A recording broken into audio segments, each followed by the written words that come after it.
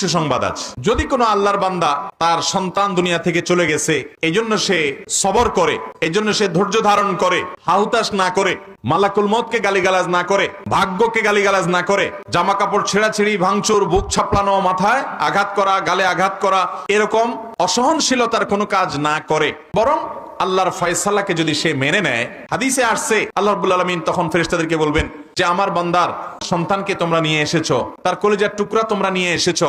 সন্তান হারানোর পর আমার বান্দার অবস্থান কি? কোন কোন নেককার বান্দা যারা সবর করতে পারেন, যারা আল্লাহর ফয়সালা রাজি থাকেন, তাদের ব্যাপারে ফেরেশতারা বলবে আল্লাহ আপনার বান্দা আপনার ফয়সালায় সন্তুষ্ট হয়ে বলেছে, আল্লাহ দিয়েছেন, তিনি আবার নিয়েছেন, অতএব আমি আল্লাহর এই সিদ্ধান্তকে স্বাগতম জানাই। নবী সাল্লাল্লাহু আলাইহি ওয়াসাল্লামের এই হাদিসে বলছে আল্লাহ তাআলা তখন ফেরেশতাদেরকে বলবেন আমারে বান্দা যেহেতু সবর করেছে, তোমরা সাক্ষী থাকো, আমি তাকে জান্নাতে একটা প্রাসাদ দিব যেটার নাম হলো বাইতুল হামদ বা প্রশংসার ঘর। যেহেতু সে আমার প্রশংসা করেছে, তাকে আমি এরকম একটা মর্যাদা দিব